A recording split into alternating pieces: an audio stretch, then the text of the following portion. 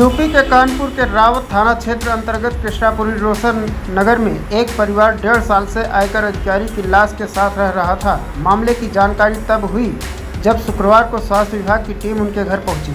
Police ने शव को कब्जे में लेकर पोस्टमार्टम के लिए भेज दिया है। हालांकि परिजनों ने शुक्रवार शाम शव का पोस्टमार्टम कराने से इनकार कर दिया था, जिसके चलते पुलिस ने कागजी कार्रवाई के बाद शव को परिजनों के हवाले कर दिया।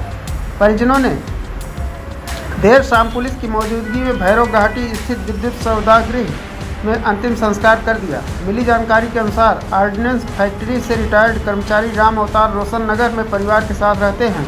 3 बेटों में सबसे छोटा 35 वर्षीय बेटा विमलेश अहमदाबाद में इनकम टैक्स में असिस्टेंट अकाउंट ऑफिसर के पद पर था।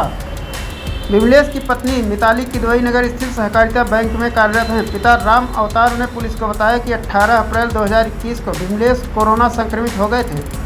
परिजनों ने उन्हें बिरहाना रोड स्थित मोती हॉस्पिटल में भर्ती कराया था, जहां उपचार के दौरान 22 अप्रैल को उनकी मृत्यु हो गई थी। अस्पताल प्रबंधन ने कोविड नियमों की अनदेखी करते हुए मृत प्रमाण के साथ विमलेश के शव को परिजनों को सुपुर्द कर दिया था। घर आने के बाद परिजन अंतिम संस्कार की तैयारी कर रहे थे, तभी मां राम दुलारी ने विमलेश के दिल की धड़कन आने की बात कहकर अंतिम संस्कार करने से इनकार कर दिया था। तभी से माता पिता उसके शव को घर के एक कमरे में रखकर देखभाल कर रहे थे। घर पर विमलेश की पत्नी मिताली के अलावा विमलेश के भाइयों सुनील, दिनेश के परिवार भी रह रहे हैं। 1.5 साल से हमारा बेटा इसी हालत में है। हमने उसके शरीर पर कोई केमिकल नहीं लगाया है। शरीर में कहीं पानी निकलता था तो गंगा जल से साफ कर देते थे। शुरुआत में कुछ महीने बदबू आई, पर कुछ महीने बाद बदबू आनी बंद हो गई थी। हमारा बेटा जिंदा है।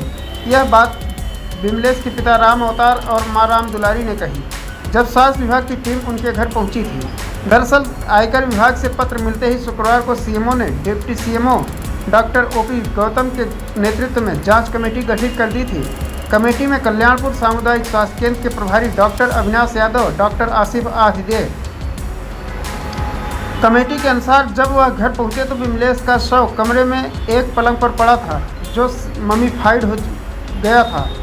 हाईलाइट में डॉक्टरों ने उसकी ईसीजी कराने के बाद मृत घोषित कर दिया। उसके बाद शव का अंतिम संस्कार कर दिया गया। हाईलाइट के प्रमुख चिकित्सा अधीक्षक डॉक्टर आर.के. मौर्य का कहना है कि शव ममीफाइड हो गया था, दूर से बदबू महसूस नहीं हो रही थी। परिजनों को विमलेश के मृत होने के सबूत भी दिए गए हैं।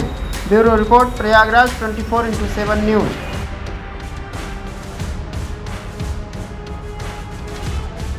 यूपी के प्रयागराज में 11 मार्च 2015 को वकील की गोली मारकर हत्या करने के मामले में आरोपी दारोगा शैलेंद्र सिंह को रायबरेली जिला जज ने आजीवन कारावास की सजा सुनाते हुए उस पर 20,000 रुपये का जुर्माना भी लगाया है। इस मामले की सुनवाई रायबरेली न्यायालय में चल रही थी। दरअसल प्रयागराज में 11 मार्च 2015 को आरोपी दारोगा शैलेंद्र सिंह, जो उस समय शंकरगढ़ क्षेत्र की नारीबारी चौकी में उपनिरीक्षक के पद पर तैनात थे और किसी काम से न्यायालय आए थे। इसी बीच उनकी व मृतक वकील नबी अहमद की किसी मामले को लेकर कहासुनी होने लगी।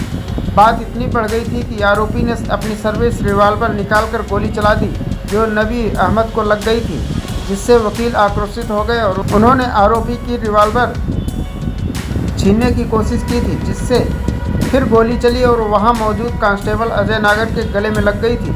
आक्रोशित वकीलों व पुलिस के बीच बवाल शुरू हो गया था, जिसमें पुलिस ने वकीलों को वहां से खदेड़ दिया था। घायल वकील को इलाज के लिए अस्पताल में भर्ती कराया गया था, जहां उन्हें डॉक्टरों ने मृत घोषित कर दिया था।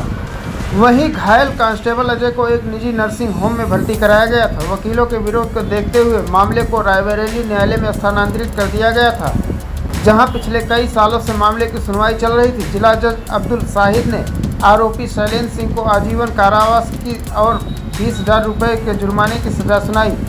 कार्यवाहक डीजीसी अजय मौर्य ने बताया कि वकीलों के दबाव के चलते मामले को उच्च न्यायालय से रायबरेली शिफ्ट किया गया था। इस मामले में आज तक किसी तरह की कोई भी जमानत नहीं मिली। जिला जज ने अभियुक्त को आजीवन कारावास और 20,000 रुपये जुर्माने की सजा सुनाई है। 2015 में एक नबी अहमद जो है अधिवक्ता था इलाहाबाद सिविल कोर्ट का, उसकी हत्या शैलेंद्र सिंह जो एसआई थे वहाँ पर तैनात कर्नलगंज में, उनके द्वारा की गई थी कैंपस के अंदर। और वो जो है हत्या के बाद जो है गिरफ्तार हुए वर्दी और पिस्टल के साथ, और उनको जो है जेल भेजा गया। अनवरत जेल में रहे और आज माननीय न्यायालय ने जो है आजीवन कारावास और 20,000 का जुर्माना, 10,000 पीड़ित के मृतक के पिता जो है उनको मिला है और 10,000 राज्य सरकार के हित में दिया।